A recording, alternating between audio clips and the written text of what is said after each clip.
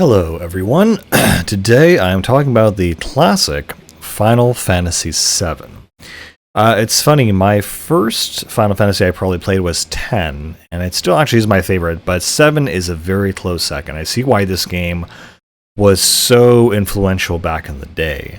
One of the things that really stands out from 7 is just the intro and the flow of the story. I find that very classic games, or games that people universally love, the first hour is usually very compact and very compressed with a bunch of action. The plot moves by at a very good clip, and there's just a very dense layer of content, usually in the first hour. And Final Fantasy VII, it is a massive game, I think, especially comparatively to that time where they could just do so much. In fact, I think on the development of this game, they basically said, well, we want to do so much content for this game, it needs to be on a disk drive. And Nintendo at the time said, well, sorry, we're still only doing cartridges.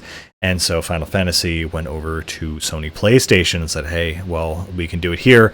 And even then, they had, I think, three discs, which is insane. And now it's funny that the Final Fantasy game series is getting a rebirth. Literally, it's called Rebirth, a remake, remaster. I forgot the name of the first one, but the middle one is Rebirth, and they're basically remaking the entire series. And each disc is a full-on game with its own sub-mechanics and little mini games and all this other stuff. I might talk a little bit about the remake later, but let's just talk about the original game right here. So, how is Final Fantasy VII? It is a great game. Still playing it in modern day. I actually played it once on the PS3 Virtual Store and then once on the original PS1, which was a lot of fun. The only real difference being that you have the original controller, and that in the save menu, each of the little character icons act as the save file. So if you have multiple saves, it's going to go Cloud, Tifa, Barret, and then the other characters, which I thought was really a cute little detail they added. So Final Fantasy VII, it's kind of a weird game. Most of the environments are isometric, and you have your little sprites that move around in that map. That's usually a highly kind of a fully like a rendered background, and then you have the sprites moving around in it as if it were real, which is really interesting. So what is the sorry, one more thing on that. What's funny is that when you enter a battle, however, you basically go into a more hyper-realistic version of that character. So I've always found it funny that that Cloud as a sprite and Barret will have these chibi kind of attributes, and then when they go into battle, it becomes like a buff JoJo anime archetype. I just find that really kind of hilarious. And of course, they'll even look slightly different in the CG cutscenes, which is also kind of confusing to me because, if they look like that in the battle mode, you think that'd be a more accurate representation, but when they're doing the CG cutscenes, they look like an in-between or high-definition version of their chibi sprite. It's like there's two different versions of the characters depending on whose perception you're looking at them through, which is kind of funny. Also, I just never understood the original Final Fantasy VII conceptually, or specifically Cloud, because my perception of Cloud was that he's this, emo guy with, a long black cloak and a huge sword and a lot of baggage and whatever. And that is not at all what he is. For example, when he shows up in the beginning cutscene of this game, he is like a weird polygon-shaped thing with like a big purple leotard on. I'm just like, what is this? This is Cloud? Are you serious? And it's the fact that this main color coordination is like yellow and purple is just such a weird thing to me. And this is my own personal gripe, I think. But Cloud as a character is very different, I think, in this game than the preceding games. And this is kind of my theory because, Cloud is this whole emo, soft-spoken, whatever mercenary. And here he always came off as more optimistic. There's obviously no voice acting, so it's hard to tell.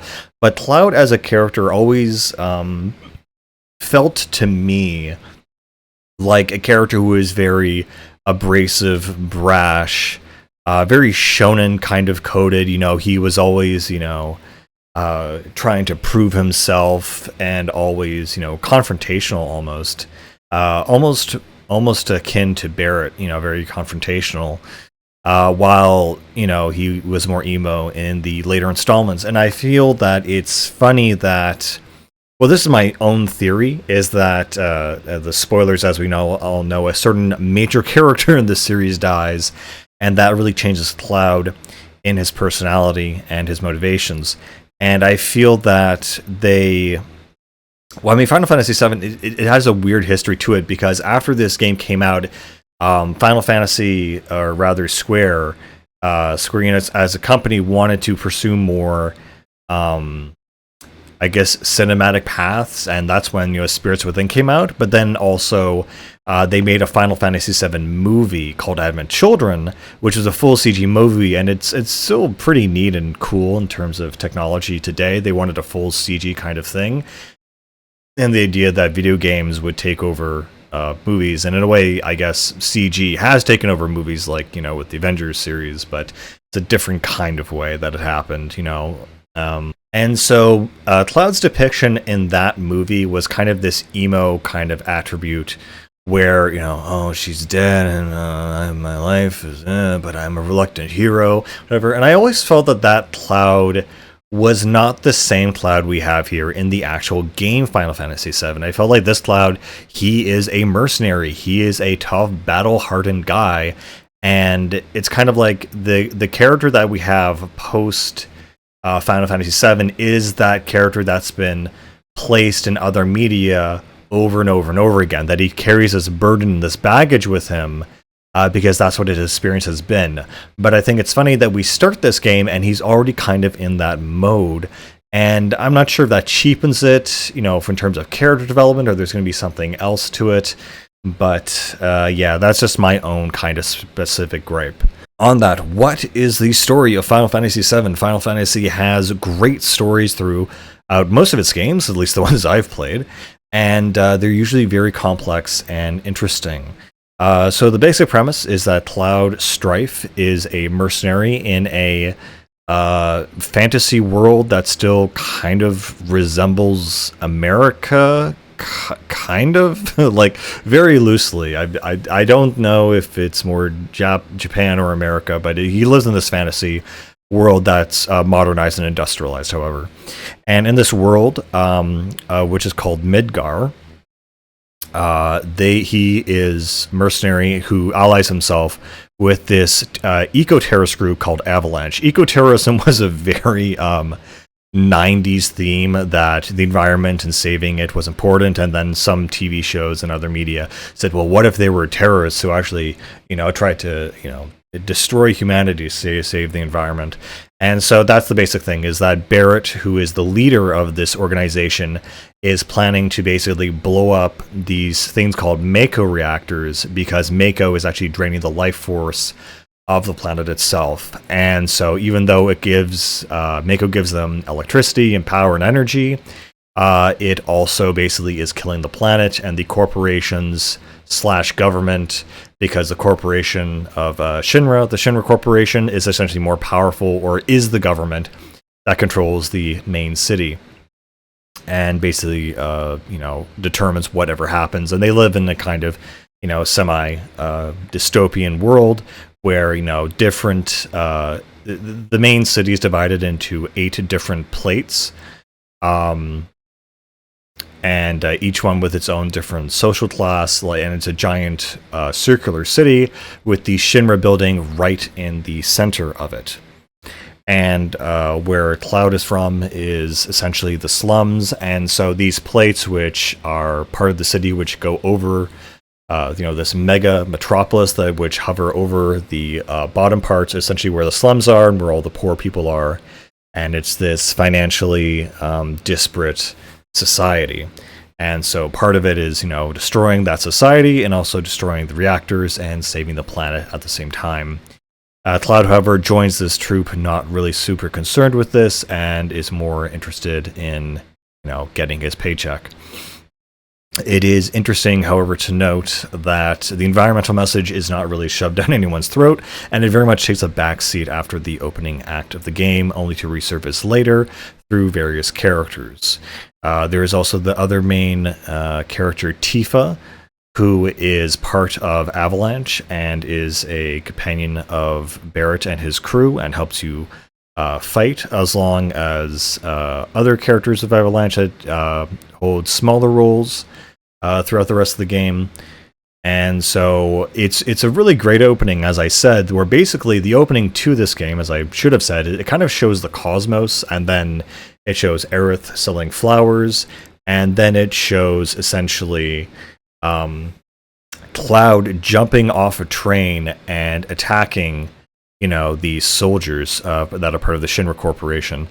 And it's such a great intro because the pacing, the music, as soon as it started happening, and I saw the logo pop up, Final Fantasy VII, and it went right into like the action. I just knew that this game was going to be a classic because you feel it. You just feel the plot and the tension and the motion of this whole thing just take off at rocket speed. No brakes on this train.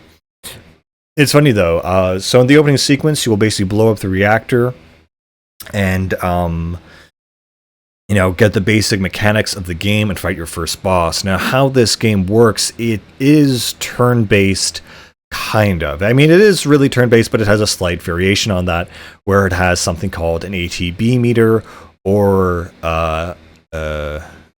action tactical battle meter. I'm joking. I'm pulling that out of the thin air. I actually don't remember what it stands for, but essentially it's a meter that you have to wait until it fills up for you to do an attack. So if you want to do a special attack, you have to navigate to your magic menu and then use it there. What is interesting about this game is that magic is not tied to any specific character, and types of magic are not tied to any character.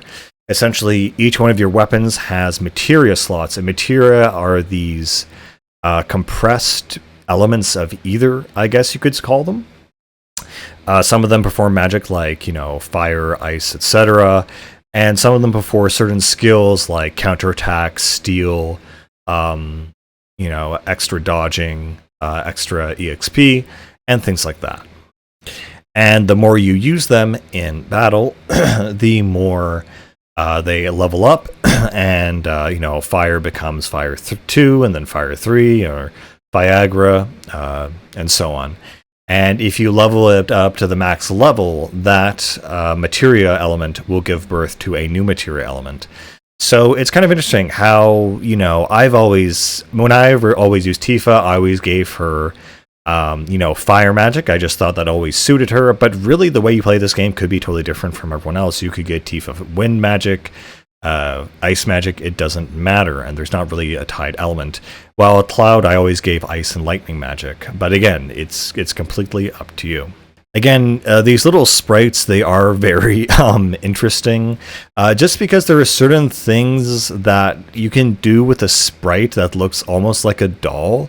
It feels like these are little toys that are moving around, and it's interesting how you have to imagine what they actually look like, along with the fact that you have the remake being made, and there's just certain scenes that they do with the sprites you can't do with other things. For example, there's this one scene where one of the generals of the Shinra Corporation essentially, is, punching these guys or shaking them around as if they were a doll, and almost like a Simpsons-like moment. It just does not look realistic. And on the ball, I would say the remake handles those differences pretty well. It's able to figure out exactly how to make this work. Okay, we can't actually have them shaking around in the air, so we're going to do this instead. And overall, I think I have fairly positive feelings about the remake, but again, I'll talk about that later. So again, it's a three-party system. You have, your magic, attack, items, it's pretty straightforward. One of the cool, neat little transformations that happens in this game that you can get, I mean, there's always the common ailments in every RPG, like silence, poison, etc. However, one thing is that you can be turned into a frog in this game, which I find really funny, and you just kind of, that's the ailment where basically you just have to sit there and take damage until it clears itself, essentially. There's different weapons you upgrade or you can buy in each town. As you fight, you get EXP and your level automatically goes up, and it auto-assigns points to whatever attributes, like attack or whatever. And it's a pretty standard JRPG. Nothing that is really unusual about it except the ATB system. That being said, it is very fun to play, and the moment-to-moment gameplay is pretty engaging. And so, back to the story. Basically, it's funny. The disc is divided. The discs are divided into the different sections. So in the first disc, you will be in the city, and you will have to essentially do everything in the city. And then once you get to disc 2, it will be the open world. And it's just interesting how this feels like games within multiple games. And the scope and ambition of this project still today is pretty darn impressive.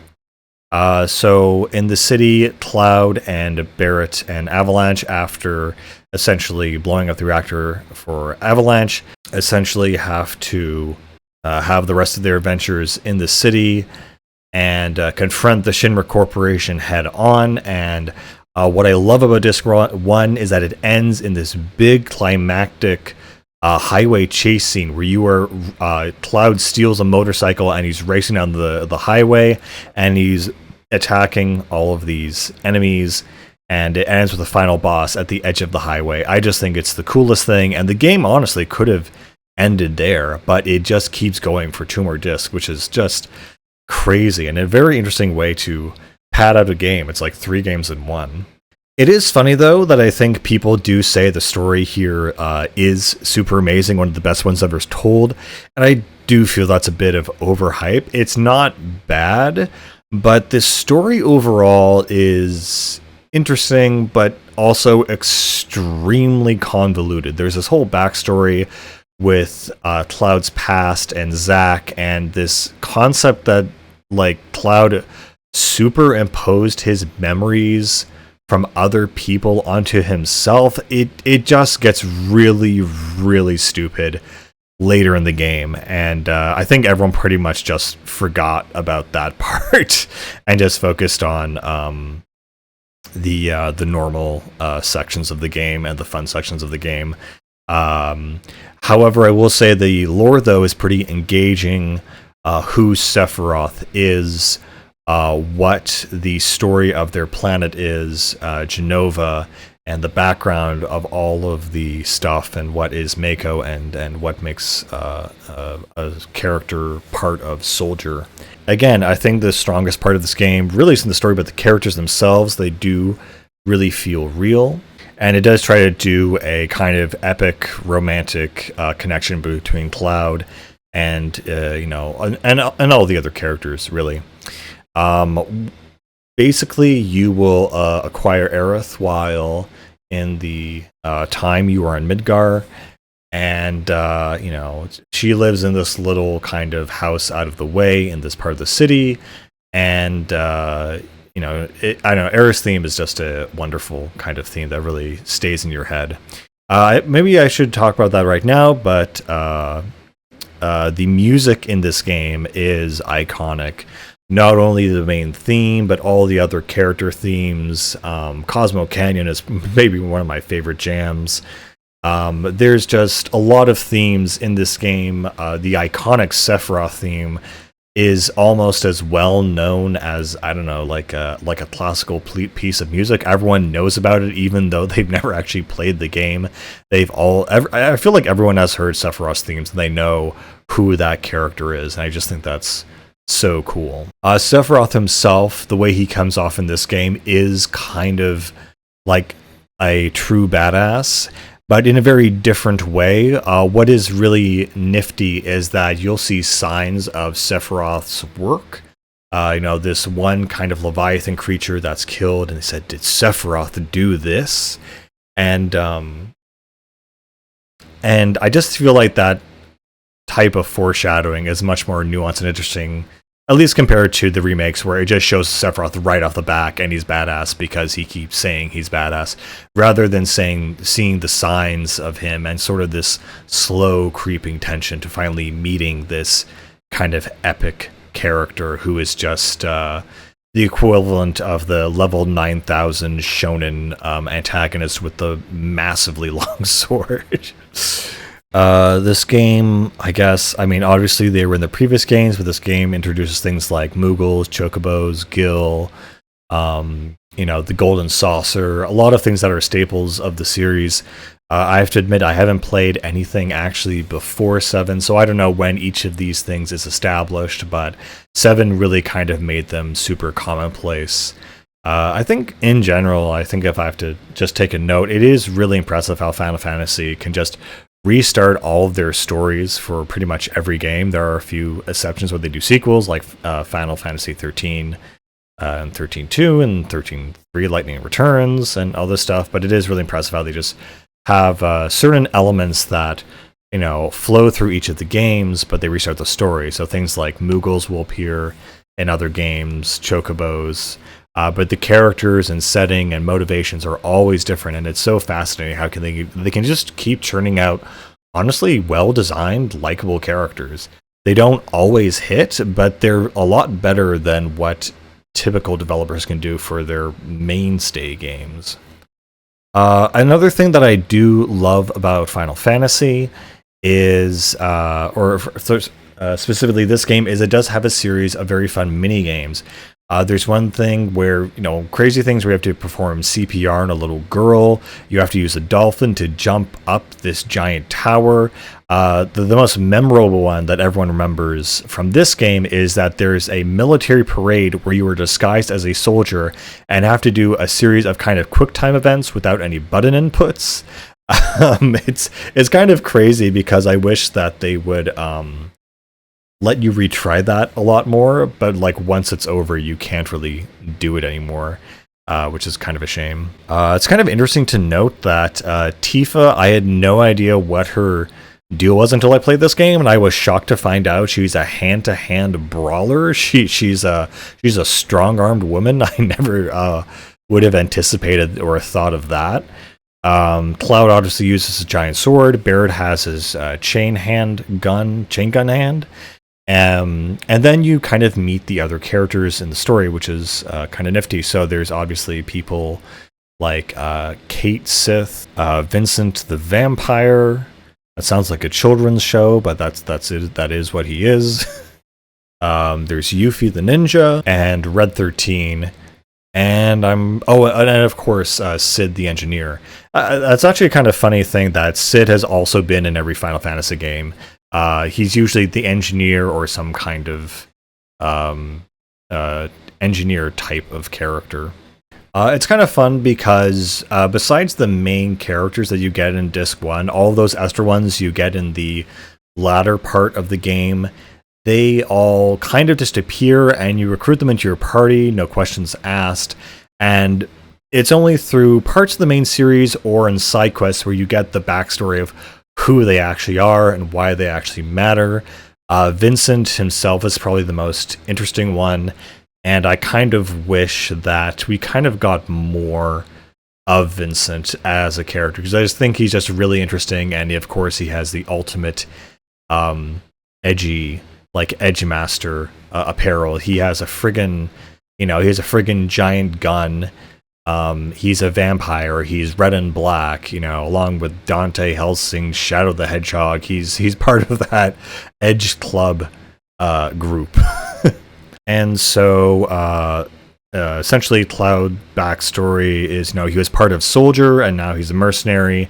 And again, the game goes into exactly what happened there, and I just can't not admit that it's just very stupid what the reason is behind Cloud's identity. It's just so bizarre and not. I'll leave you to explore and play the game to know what I'm talking about. In any case, what is also cool about the open world is you also have these modes of transport. So you might have a car, or you might have later in the game an airship. Something that's been iconic to the Final Fantasy series is that you always get an airship at some point, or some kind of ship that can traverse the world. And when you are in the open world, again, it's like almost like a chibi version of the world. All the main locations are super big, and everything is super undetailed, and you just go around, flying around, collecting things or whatnot. What is interesting is that, again, this game tries to feel a little bit like a movie. There's a whole section of the game where Cloud is kind of incapacitated, and the rest of the group has to like take it upon themselves to like save the day. And they have this whole cool sequence where essentially the big bad has revealed itself. So I'm skipping ahead, I'll back up a little bit. One cool thing, again, that every Final Fantasy game has done is that the logo is incredibly pertinent to the main theme of the game. So in Final Fantasy VII logo, it is actually a gigantic meteor. And so, I mean, other Final Fantasy games will do this. In 15, for example, it shows essentially the princess, and then by the end of the game, it reveals the second half of the logo. So for Final Fantasy VII, it basically shows a meteor. So that is a very important aspect of the game. So at some point, basically, the Sephiroth essentially comes to the conclusion through a series of backstories and spoilers that he has to destroy the world because it is corrupt. And he has something called the Black Materia. This Black Materia can summon the ultimate form of nature. You have ice, lightning, fire, earth, water, I think. No, I'm not. Actually, I don't think you do have water. Wind. And so what is the ultimate element of nature? The ultimate power of destruction is actually space and a meteor. And so this is the ultimate kind of force of destruction that will come to destroy the world. So basically the main plot of the game in the latter half is that a giant meteor is heading for Earth, and it's going to destroy it. And the only thing that they can save it is they find out a piece of white materia, which has the ability to restore the life stream of the planet. And there's another aspect to that as well, where the planet itself is alive, and the life stream is this green kind of energy from underground. And of course, that is also Mako energy, which the humans and the Shinra Corporation has been stealing to power and electrify the world. But of course, it is also killing the planet. And so in the latter half of the game, you have a war between the white materia and the black materia, trying to save the world and destroy it. And that ultimately becomes the endgame goal. And there's this whole cool sequence where, again, Cloud is incapacitated, and the rest of the group has to, take up the mantle and basically, take on the Shinra Corporation by themselves until they can get Cloud back to full strength.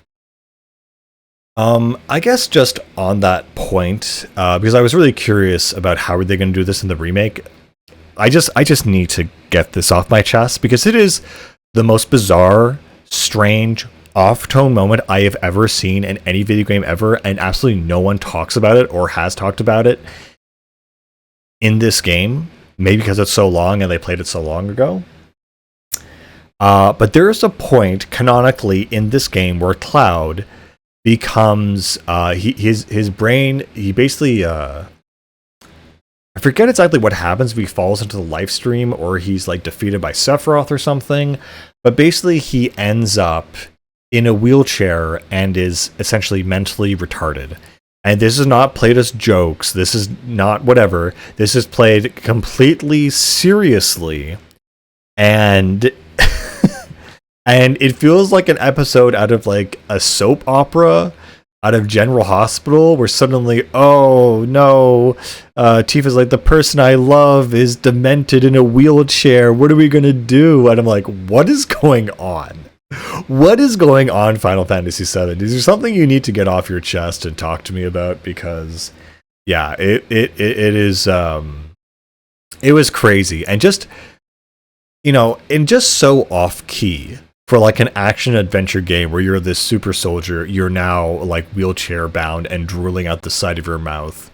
Like, shocked. I'm absolutely shocked and taken aback. And that's the thing. I am so excited for the remake to take this on. And I thought for a moment they didn't take it on because I didn't see any footage of it. But it turns out that that scene is way, way in like the third disc and like the latter part of the game. So again, it's these latter parts of the game that people just don't really remember, I feel, especially before the final boss. And I'm just so excited to see how they're going to do that because it's so stupid. It is so ridiculous. I cannot wait to see what that looks like. And since I'm here, I might as well be talking about the remake. I was talking to someone else earlier, and they were shocked to find out that the Final Fantasy VII remake is very different from its original version. And it's like, yeah. Right now there's a lot of remakes of classic games being made, lots of remasters, to the point where like some of them are doing really badly, some of them are just reinventing everything about it, and 7 definitely falls on the spectrum of just doing something completely and utterly different. Like, you walk into Final Fantasy VII Remake, and they immediately just hit you with, hey, there are time ghosts now, and nothing makes any sense. And everything is basically, this is fan fiction. We are doing fan fiction right now. And I just find that so funny that it is so just, it does not care. The writers of this game are fan fiction writers, but not in a bad way. They're in a good way.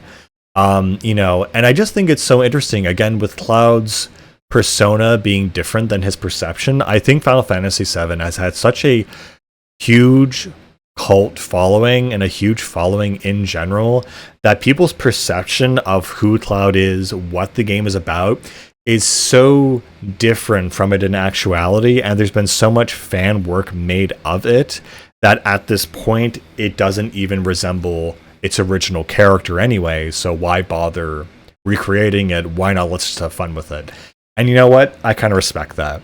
When you're doing a remake, you either go, all in with making it as accurate as possible, or you just say, screw it, we're just doing whatever we want. And that's what they did. I mean, I was shocked that Sephiroth in Remake shows up in like the first 20 minutes or so in this full-on cutscene. I was just like, wow, seriously? Yeah, seriously. So in that sense, I can't really get mad at the remake because it is simply just saying we're doing whatever we want because it looks cool. And that is one thing I do have to give massive respect to the remake for, is that everything in the remake looks how I would interpret this game to look in my imagination. When I'm playing this game and I have Cloud and Tifa and Barret fighting these guys, what I imagine what they actually look like, because of the graphical limitations, is exactly what Final Fantasy VII Remake looks like. From an aesthetic principle alone, it is the best remake aesthetic I have ever seen. Small issues, though, that just popped up. Barret in the remake wears glasses, while in this one he does not at all. I don't know why they made that decision, but they did make that decision. What about the gameplay, though? And this is where I have a very strange, weird, conflicting feeling about Remake, is that I played Remake, and I just thought to myself, I just didn't have a lot of fun. And the gameplay is like, it makes sense. You have, you have full range attack. You can go into do light attacks, heavy attacks. There's a whole mechanic around staggering the enemy. This is what the game they wanted to make probably all those years ago. The game that they made with, FF15 with an action, with like fully fluid action combat battle system. And I realized that is exactly the problem here, is that the reason I did not like 15's combat is that it feels so floaty. Nothing has any weight to it. And when you attack an enemy, you just have numbers and a bunch of particle effects pop up above their head. And it doesn't feel good. It just feels like I'm mashing a button and having the characters do a bunch of really cool stuff without feeling the impact of it, which is such a weird thing to think about or see. It's like, oh, well, yeah, of course, that's of course how the game should work. But no, it's missing that one special thing that makes it feel like I'm actually hitting the enemy. More so in 7, I actually felt like I would hit the enemy when from, maybe it's an audio thing, I don't know. But Remake's gameplay just feels kind of floaty to me for some reason. Not totally floaty, not as bad as 15, but it just feels floaty enough to the point where I just felt this is like just a cinematic aid to the rest of the game. I mean, the whole thing feels like a cinematic game, which is the point, kind of. And I realized I just didn't really like it. I really enjoyed the crazy stuff they did with the time ghosts, like, oh, this is going to happen now, and there's some joke where, like, if you read the time ghost description in the bestiary, it says they can't read, and I don't know why it says that. It's bizarre to me, but it does say that, and it's like, okay, all right, sure, whatever. I mean, Barrett is pretty fun to play as. Tifa's kind of fun to play as.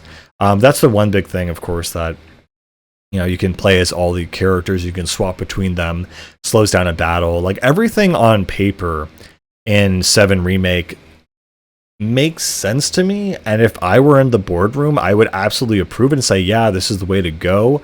This is how we're going to, win the fan base back. This is going to be the coolest thing ever.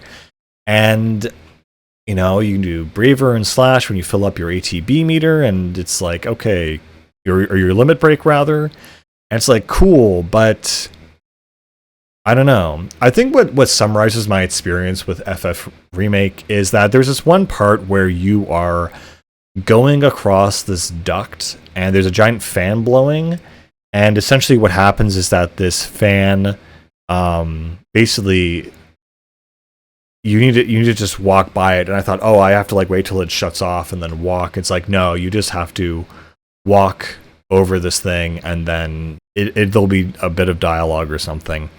I don't know. Final Fantasy VII Remake just feels like a bit of a walking simulator sometimes. It feels like none of the things you do have a lot of impact on the enemy.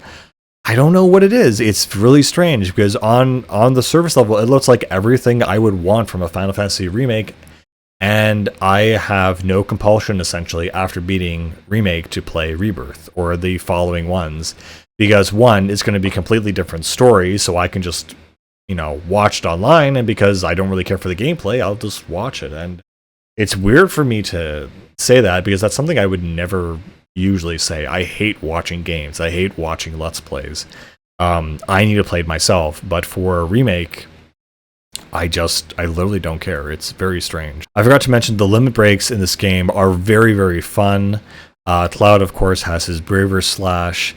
Tifa can do this slot machine thing, which will determine an increase in the type of attacks and dolphin kicks she can do. I think it's a funny little mechanic people have done, or a joke, where she will essentially suplex any enemy, and you could even do this to the massive weapon later near the end of the game, which I think is so funny. They took the normal Final Fantasy VII story and just gave it a ton of padding. Like the whole thing with Jesse and the biker gang, that was not in the original game at all. Sephiroth showing up out of nowhere and molesting Cloud for the fangirls, that was not there at all. And so that's why it's very much a fan game in my eyes, but in a good way. Like, I still appreciate the game. I just am confused at myself for why I see it more as a fan project rather than a full-on game that is worthy of my time and attention. It's just odd to me. The other thing that I guess was very interesting to me, or funny, was that when you do engage in a battle in FF7, it is this whole thing where you have this huge screeching sound, and then all the pictures blur and it zooms into the battle. And it's funny because when that sound first happened, I was completely taken by surprise and shocked, and I had no idea what to do, and it was very kind of disturbing, honestly. It was just really loud. I don't know.